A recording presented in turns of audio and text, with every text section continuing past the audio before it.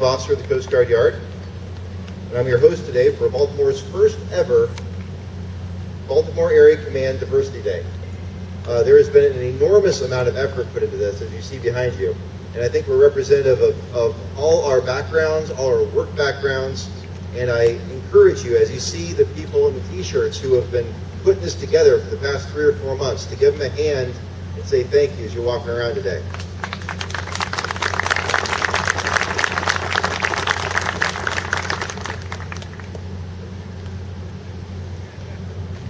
At this time, I'll ask the audience to stand for the playing of our national anthem, and then remain standing for our invocation. Military members are to follow my command for salute.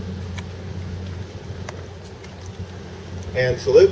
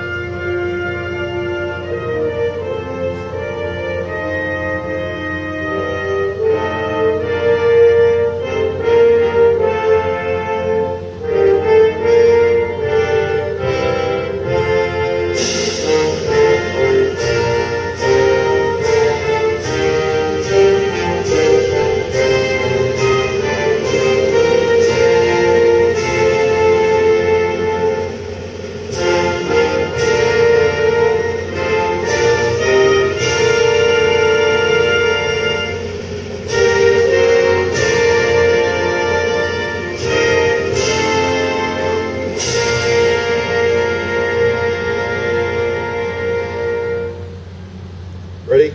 2. Chaplain Jason Olben, Yard Chaplain, will lead us in the invocation.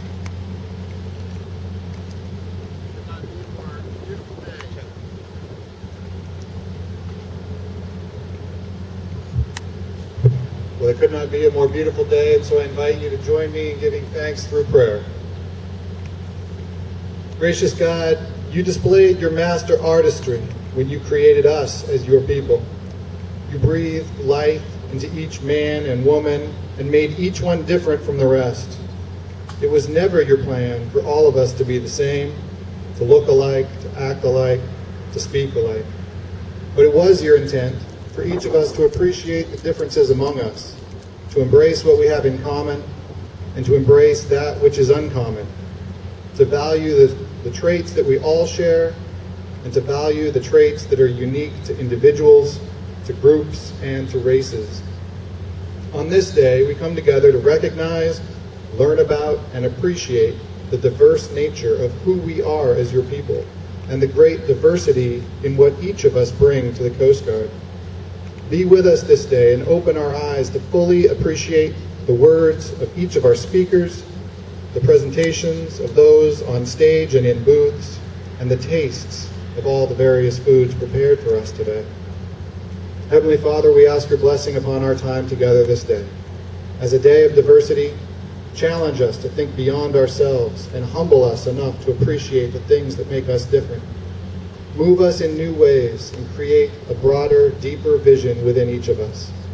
Be with us here, Lord, and continue to mold us into the diverse people that you created us to be. In your strong and holy name we pray. Amen.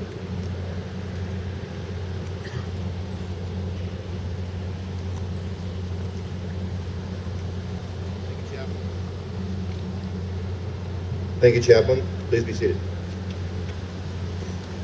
It is now my pleasure to introduce Captain Mark Butt, Commander of the Surface Forces Logistics Center.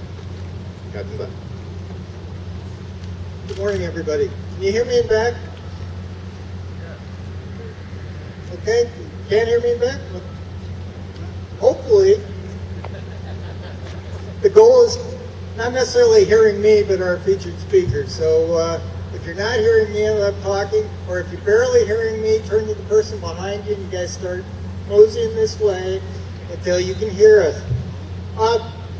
For diversity, what I found personally was 20 years ago, I got assigned to Air Station Port Angeles. That was my third tour. Previous 2 tours standing duty, it had all been an all-white male wardroom, and all the pilots were white male, and that had been my experience for 8 years. When I got to Port Angeles, we had one of the first Army female aviators ever put out by the Army, and she became a direct commissioned officer into the Coast Guard. And the wardroom used to laugh at lunchtime because Alden and I did not see eye to eye on almost any topic. We'd start talking politics, and the wardroom would come just to watch the fireworks. We'd start talking about abortion, and the boardroom would come to watch the fireworks. Religion was the same way. You name a topic, we could not agree on it in the wardroom for the discussion. People would just laugh at us. But the interesting part was, some of my best missions ever flown were with Alda going out on SAR cases and saving people's lives. When we come back, we debrief the mission, and in those cases, we found that there was very little debrief because we were able to complete the mission effectively because we saw the whole set of what was going on with the situation under different sets of eyes and be able to communicate back and forth and to do the right thing with that aircraft to take care of the public. So the best missions were with the person I got along the least well with in the wardroom, and that really drove home to me over the years how diversity is at an advantage and a force multiplier. Because if everybody sees the problem the same way from the same set of eyes, you're only going to end up with one solution set, and it may not be the best. Whereas if people from different directions are seeing it and you communicate, you can come and have the best solution. So while that worked really well in the aircraft 20 years ago, it will work just as well on our boats at the sector, and most importantly, it will help SFLC find the different ways, unique ways to improve ourselves and to support the fleet, which is the reason we're here. So with that, I want to thank everybody for coming.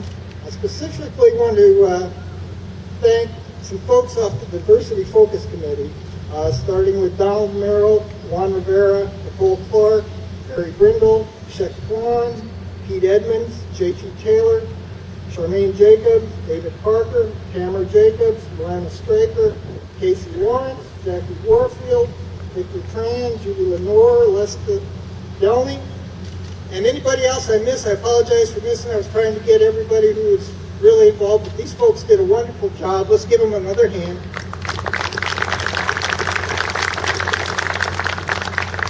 I really want to thank Mr. Stephen Shee from the Department of Homeland Security, and Mr. Edward Chow from the Maryland Department of Veterans Affairs for joining us today. You'll hear more about them from the EXO. So thank you very much and enjoy the day.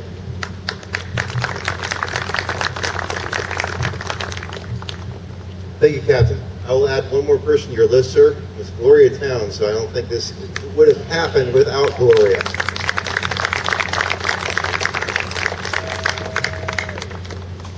It's now my honor to introduce Mr. Stephen Shee, the Deputy Officer for Equal Employment Opportunity Programs, Office for Civil Rights and Civil Liberties, U.S. Department of Homeland Security. Mr. Shee provides department-wide executive leadership on civil rights and civil liberties issues. He is responsible for leading the department's equal employment opportunity and diversity management programs, and advises the Secretary of Homeland Security and senior department officials on EEO and diversity issues. Mr. Shee. Thank you very much for that introduction. I'd like to thank the Coast Guard leadership and Gloria Towns for inviting me out here today. Good morning, Coast Guard. How are you doing? It is a beautiful day. All right. I heard the military could do better than that. Good morning, Coast Guard. Good morning. All right. I am so pleased to be here on such a beautiful day to celebrate one of the most beautiful and positive qualities of our nation in our workplaces, the diversity of the great American people. I am especially thrilled to have this opportunity today to express the highest gratitude and appreciation for all of the exceptional men and women of the United States Coast Guard, both military and civilian, who selflessly and courageously dedicate themselves every day to protecting the maritime economy and environment, defending our maritime borders, and saving those in peril. I have especially been impressed by the Coast Guard's emphasis on the power of diversity to optimize mission success, and the Coast Guard's understanding of the importance of diversity management to ultimately empower the Department of Homeland Security and our great nation to maintain a competitive advantage to thrive. Now, 1 week ago today, the Secretary of DHS issued a memorandum for all DHS personnel announcing the issuance of a new DHS anti-discrimination policy. In this policy, Secretary Napolitano announced her expectation for all DHS personnel to share the department's responsibility in creating a work environment free from unlawful discrimination, a workplace of mutual respect, fairness, and professionalism, a workplace where employees have the right to work and advance on the basis of merit, and a workplace where diversity is valued so employees may contribute to the mission of DHS to the fullest extent by developing and applying the widest possible range of competencies, ideas, and solutions. The Commandant of the United States Coast Guard, Admiral Papp, has previously issued a Coast Guard Equal Opportunity Policy Statement and a Diversity Policy Statement.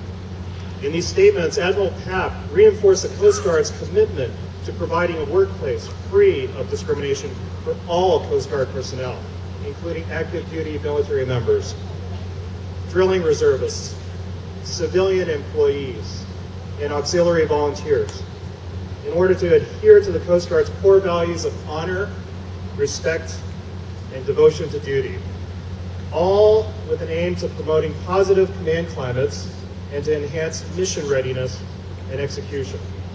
Admiral Papp also emphasized the importance of diversity to attract the best possible talent, sparking innovation through new approaches and fresh perspectives to problem solving, and empowering all personnel to contribute to the utmost to Coast Guard missions.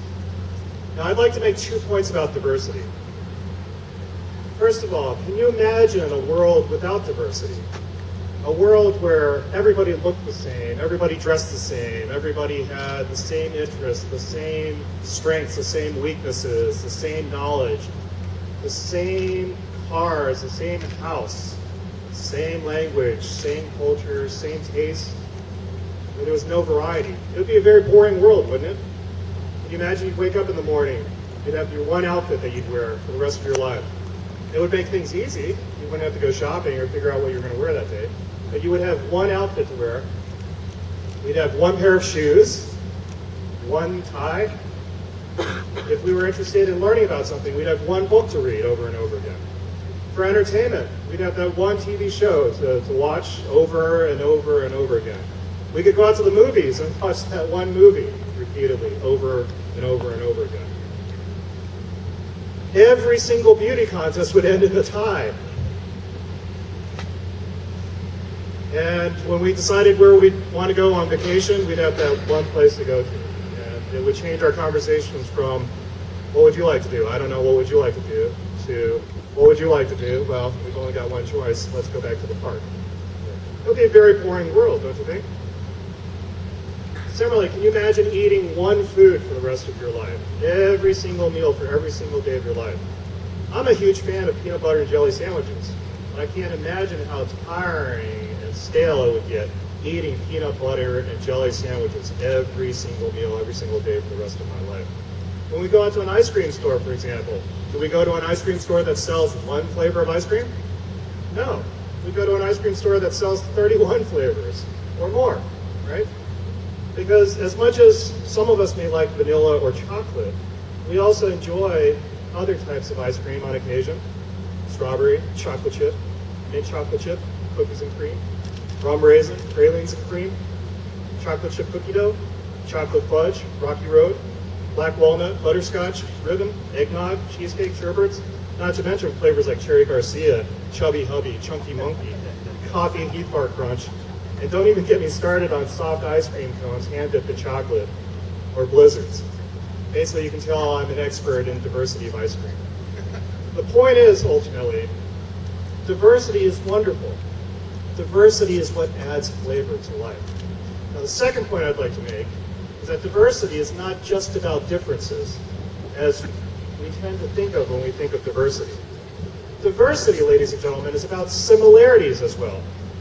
Basically, diversity is about variety and inclusiveness, taking advantage of the entire universe of possibilities, of wonderful things in this world, all waiting for us to enjoy.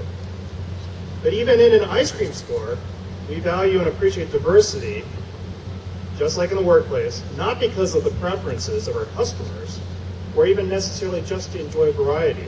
Rather, we value diversity because it makes good business sense. In an ice cream store, we'll end up selling more ice cream and make more money by providing a greater diversity in its products and services. Many studies confirm the value of diversity to organizational success, correlating workforce diversity with higher performance, productivity, and improved outcomes. As the Secretary of DHS and the Commandant of the Coast Guard have noted, a workforce with a multitude of knowledge, talents, skills, experience, and innovative thinking, empowered in a constructive, equitable, and inclusive environment where employees feel welcome, valued, and engaged to reach their full potential and maximize their contributions to DHS will enable DHS to achieve the greatest organizational success. Our workforce appreciation for diversity also enables different individuals of different backgrounds, ethnicities, cultures, religions, beliefs, ways of thinking, perspectives, experiences, to respect each other's differences while also focusing individuals on their commonalities, which help foster mutual respect and inclusiveness. After all, most of us believe in and strive for similar things, even as we are different. We want to be safe, healthy, sheltered, nourished. We want to be able to provide for our families. We want to have our freedoms protected, to be treated equally, and to work in a fair organization where our contributions and knowledge, skills, and abilities are appreciated and respected. Consequently, even in our differences, we are actually much more similar than we are different. Therefore, we should ultimately focus on our differences only until our differences make no difference at all. The Coast Guard understands and emphasizes the power offered by the tremendous variety of resources in our great nation, particularly the strength an organization may draw from the diverse people of the greatest country on earth.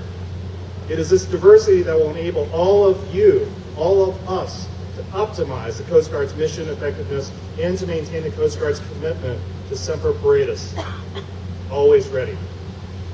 I salute you, Coast Guard, for your appreciation for diversity. I salute you for your critical contributions to the maritime mission. And I salute you for all you do for DHS and for our great country. Thank you.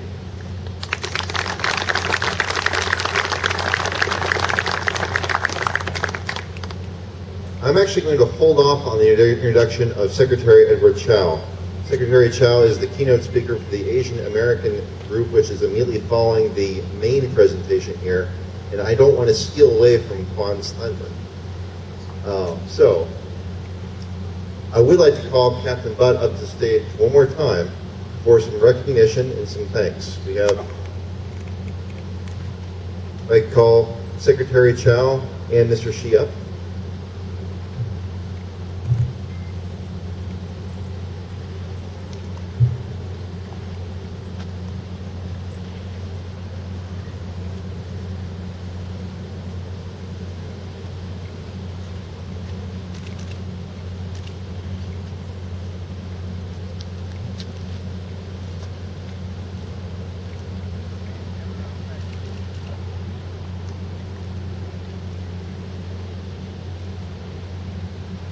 Thank you, sir.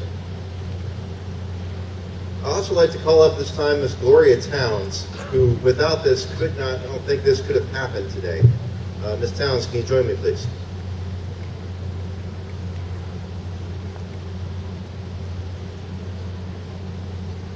While she's coming up, I'd also like to call up Commander Brian Roche, the Sector Baltimore Deputy Commander, and the Diversity Day Focus Group. The focus group themselves. Please come up for a moment.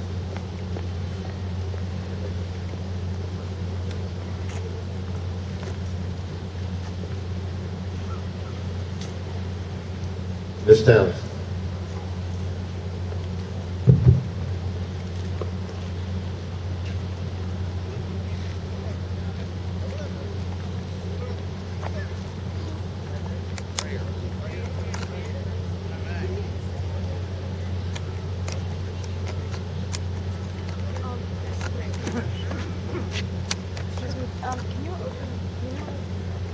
the door.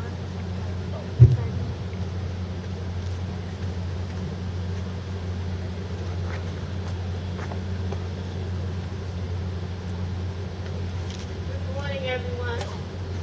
Again, I would like to thank you all for joining us today in this our very first Diversity Day. I asked the focus group to come to the forefront with me because I wanted you to get a good picture. When we talk about workplace diversity, this is what you see here. We all have on the same t-shirts. That's the commonality at this point. But in this group, we have electrical engineers, we have finance, we have procurement specialists, we have officers, and we also have enlisted. And we just go on and on. We have young, middle age. But this is your workplace diversity. And today, this activity today could not have happened if the individuals that you see here did not set aside their differences and embrace their differences. So I just wanted to ask you again to give them a hand. This is your diversity focus group.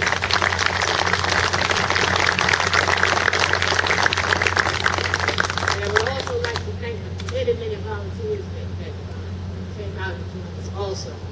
But I would also like to turn to the stage because this is your leadership. And without positive leadership, we could not have made this possible today. So this is what embracing diversity within an organization also looks like. These are your leaders. And the focus group would like to present the captain and our guest with a t-shirt.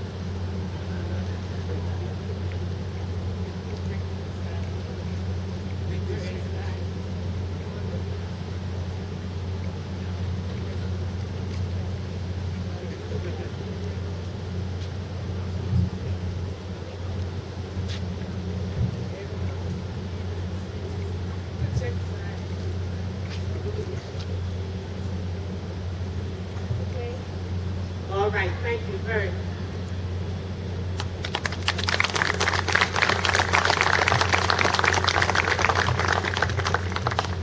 Thank you, Ms. Towns.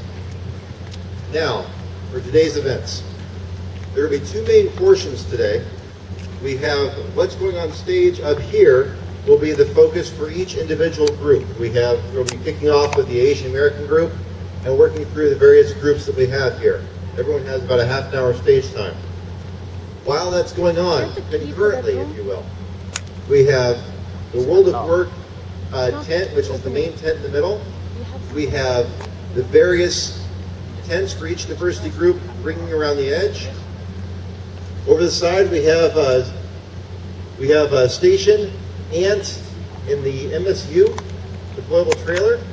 And finally, somewhere through here, I think towards the back, we do have hot dogs and hamburgers going to be for sale from Lawrence. There is no one place for you to be. I encourage you to stay here, listen to our speakers, see the wonderful events we have. We have some people teed up already for some dancing events. Just phenomenal. Please stay up here and watch that, but also take the chance to mingle around and see what we have going here. It's an enjoyable day. It's a relaxed day. And for the list of people that we have the Asian Pacific group with Mr. Chow as the guest speaker, a zither performance. Who knows what that is? Yeah, me either. That's what I'm saying here. A dancing performance. They'll be followed by the African American focus group with Ms. Tawana Hush as a guest singer and Mr. Eric Shepard as a genealogist. That's cool. I am very much looking forward to hearing both of them. At approximately 11:30, 11:45, the European American group will have Mr. Frank Wallace, a professional Highland bagpiper, come out.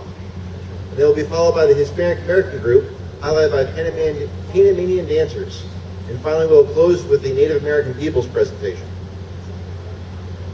This ends our formal portion. I thank again Secretary Chow and Mr. Shi for attending today. Sir, you've honored us with your presence. Please stick around. Please enjoy your day. And with that, this group is dismissed. so we can bring the Asian American group up and let them begin. Thank you.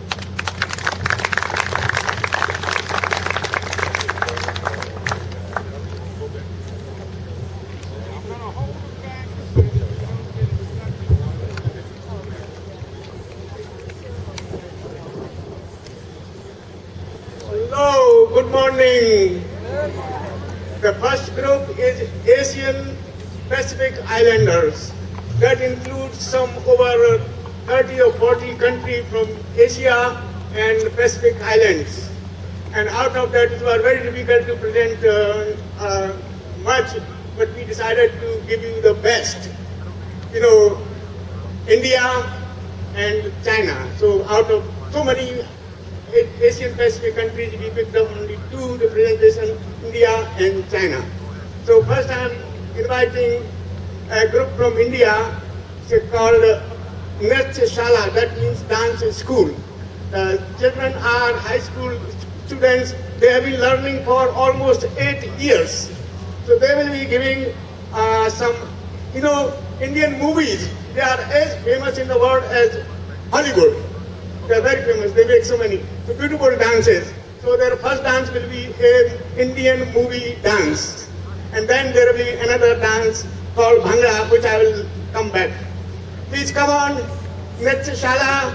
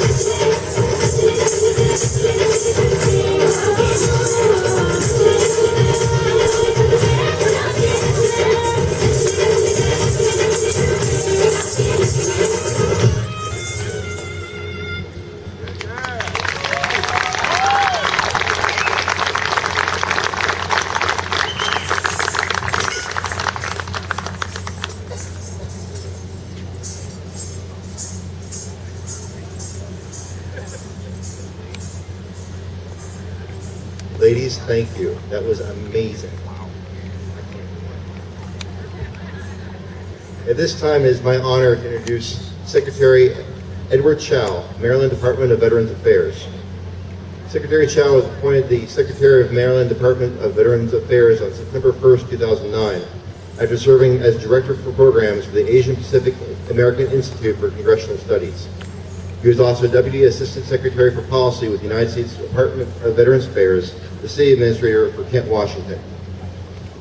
Mr. Chow, upon speaking with him, has an immensely diversified life, including serving in Vietnam War, serving as a U.S. Army captain, and serving as a city manager, now serving our country with the Maryland Department of Veterans Affairs. His ancestors hail from the Irish section of China. And with that, I am pleased to introduce Secretary Edward Chow. Thank you very much for a kind introduction. I'm delighted to be here on behalf of Governor O'Malley and Lieutenant Governor Brown.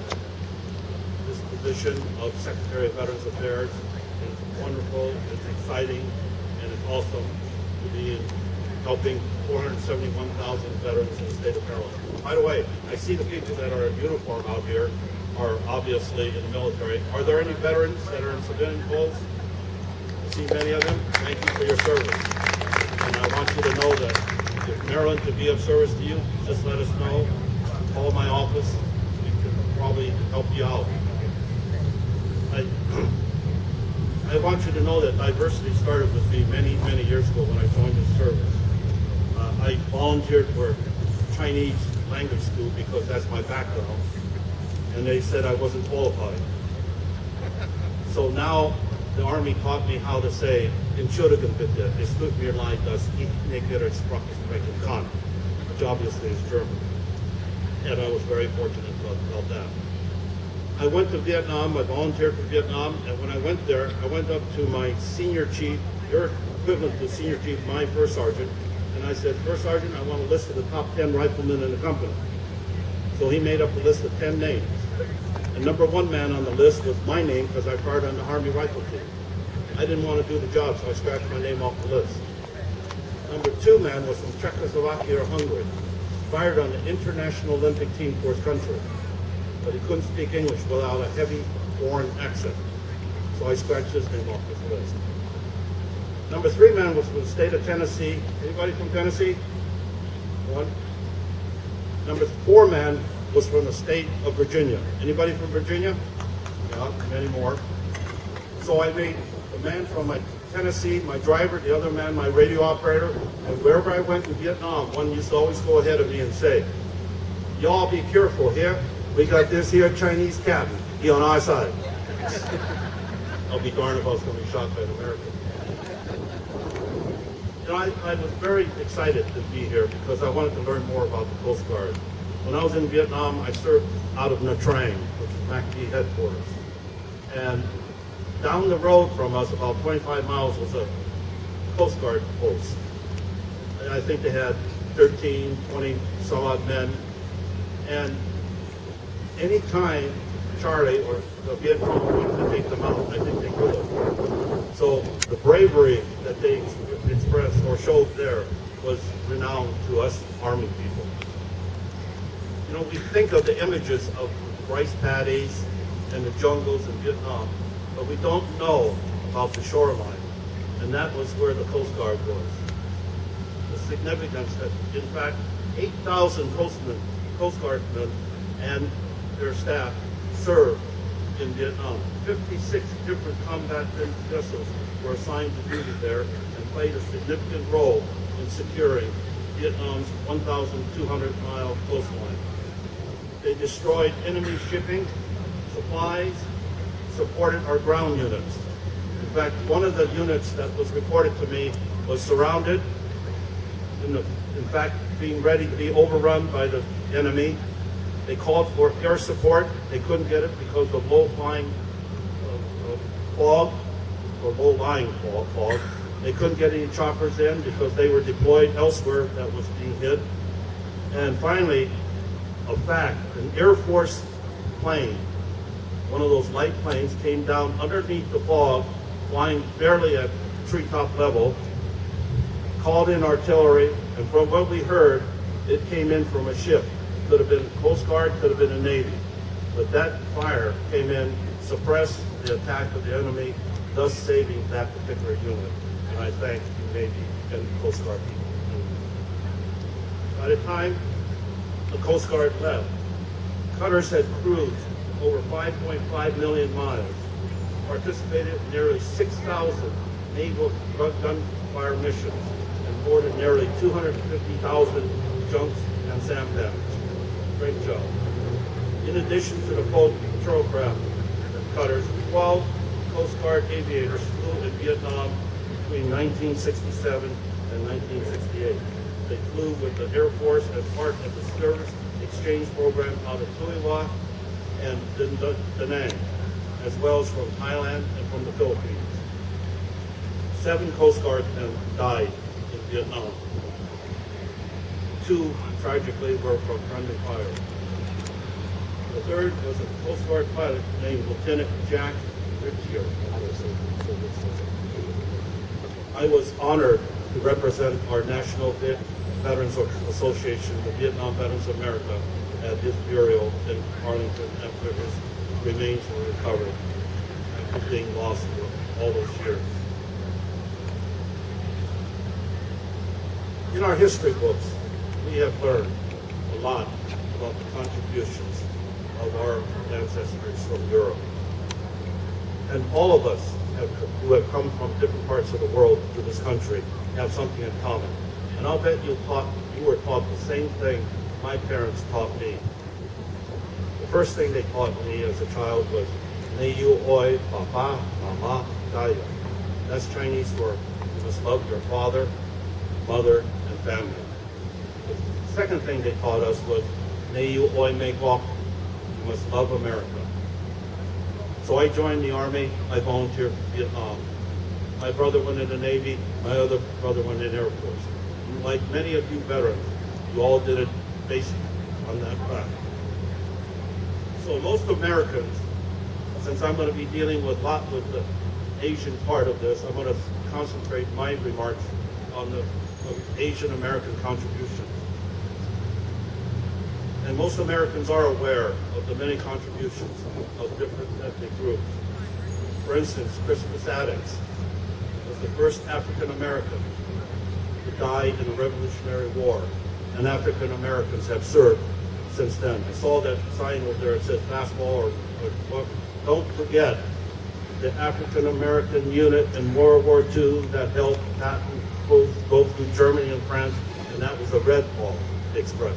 Don't forget the Tuskegee Airmen that were there, and not one bomber was lost because of the expert flying of the African American pilots that served in World War II. Native Americans helped the first settlers continue and to settle our country. But very little is heard about the Native Americans that were with Custer at the Battle of the Little Bighorn. The Hispanic Americans have been part of our armed forces since the beginning, but ironically, little is heard of the Hispanic Americans who fought and died alongside Americans, the patriots at the Alamo. Likewise, I find that Asian Americans are not known, regardless of the generation in this country. There's limited knowledge. So I thought I'd run some of these things by you.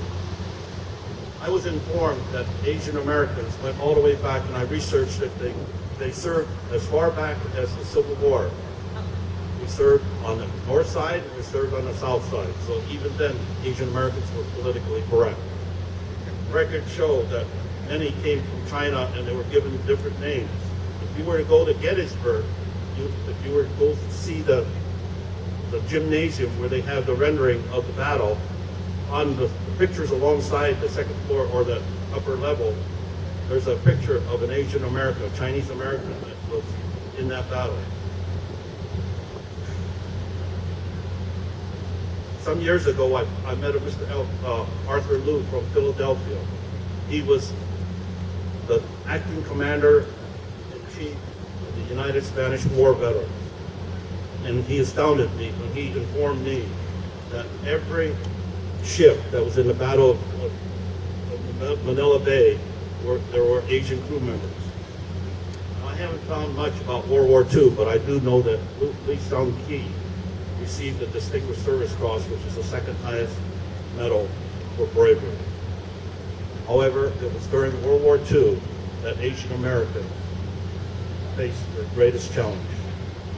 After Pearl Harbor, many Americans viewed Americans of Japanese ancestry with anger and fear. In fact, even the Chinese Americans had to wear the pins on our lapel, according to my parents, to denote that we were Chinese American, not Japanese American. More than 40,000 Japanese Americans, along with 70,000 American-born children, called Nisei, were incarcerated in 10 hastily constructed camps. This is a concentration camp. Now, some of them call them relocation camps. However, when you have machine guns pointing inward, it's a concentration camp. With less than 1 week notice, they were forced to leave behind their homes, jobs, savings, income, and land, farm equipment, estimated at over $1.5 billion, which was $1942. Despite this unconstitutional treatment, 17,000 internees volunteered for military service. In total, more than 25,000 Japanese Americans proved their loyalty in American uniforms. During World War II, the Japanese American contributions set the standard for generations for all of our Asian Americans, in fact all Americans for that matter. They were the highest decorated unit in history. The 100th Battalion earned the nickname as the Purple Heart Battalion for sustaining heavy casualties. During fierce fighting in the Italian campaign, 300 Niseis were killed in action and 650 wounded. In 1944, the 100th Battalion was merged with the 442nd Regimental Combat Team. The 442nd Regimental Combat Team consisted of Japanese Americans from Hawaii and from the mainland concentration camps. One of the Nisei's heralded events was the rescue of the Texas Lost Battalion, surrounded by German troops. At the end of the campaign, the total number of Nisei casualties was 2,000, with 140 killed in action to save the number of 200 in the Texas Battalion. The story was denoted by the movie Go for Broke. The 442nd was the first to open the awful gates of Dachau, the extermination camp. In less than 2 years of combat, the 442nd awarded 18,000 individual decorations, and the unit received 7 presidential unit citations. The 442nd earned the distinction as being the most decorated unit in the United States military history. Their achievement did not come without a heavy price. Proof of their loyalty was given in life and limb. The 442nd suffered nearly 9,500 casualties, including 600 killed in action. With constant personnel replacements, they lost nearly 300,000 of their authorized strength. Not all is well known about the Japanese Americans in serving in combat, but more importantly, not anything, very little is known about what they served in the intelligence field. The intelligence field helped the theater commanders because they were able to translate and to interrogate the enemy. Commanders at every echelon came to rely upon them for their valuable information they could provide. In fact, one of the things that they did translate was a captured document, the Japanese Z plan. And as a result, they were able to have an attack on the Japanese, receive their attack of the Japanese, and knock down more planes than ever knocked down by any American force ever. And it was called the Mariana Turkey Shoot. But not all of it were done by men. Lest you think that the men did all the work. There was the only group of women that to graduate from the MIS school in Fort Snelling, Minnesota, consisted of 51 women Army Corps, 47 Nisei, that's a Japanese American, 3 Caucasian, and 1 Chinese. They received the same intensive curriculum as other people did. At least 2 Chinese American women, Hazel Ah Ying Lee and Maggie G, served in the WASP, that's the Women Air Service Corps.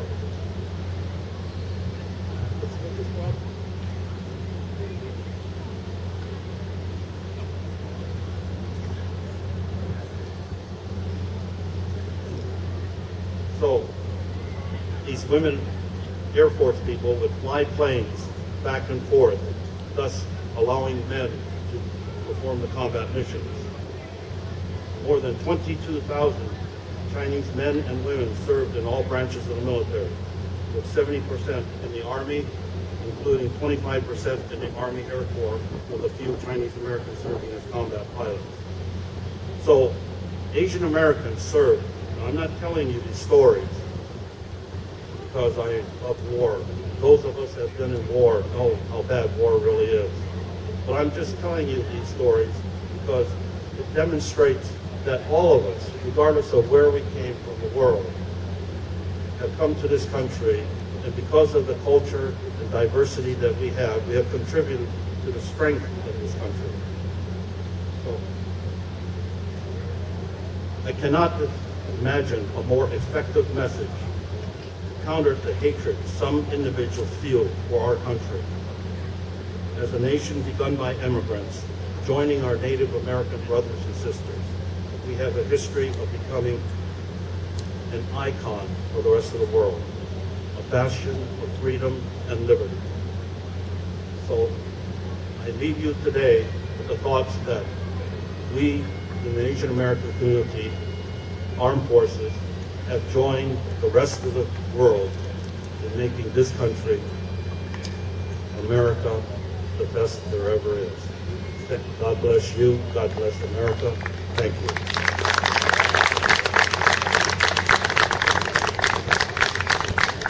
Secretary Chow, I thank you. I thank you for taking the time out today and speaking with us.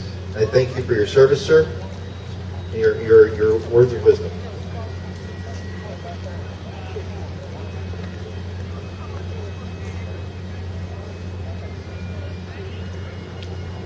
Hello.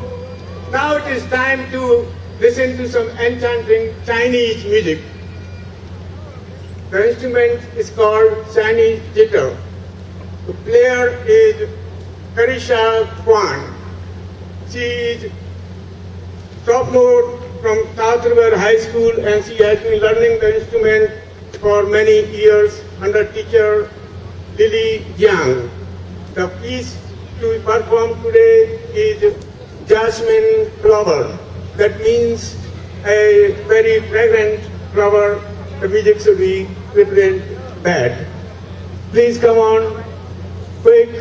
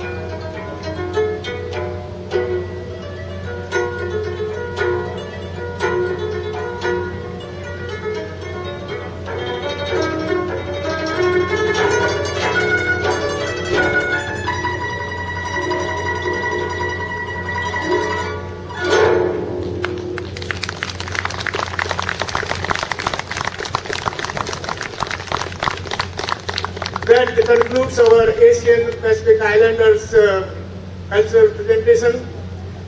Please give another round of applause to the Indian dancers, Chinese instrument, and you will not believe that these students, they are students, and some of my Indian dancers, they have to go to take exam right after that. So anyway, now it is time for African group to come and take charge of the stage, please. Come on.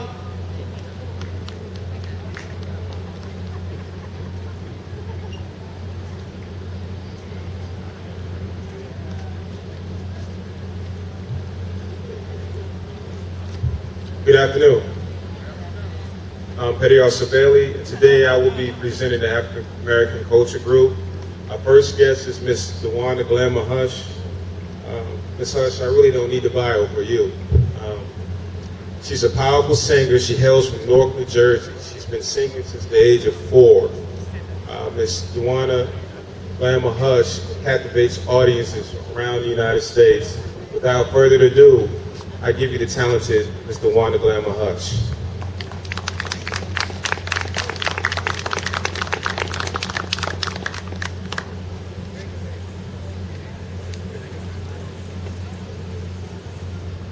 Good morning, everyone. The first song I'm going to sing is an African American slave and also struggle song, famously sung by Mahalia Jackson, called "We Shall Overcome."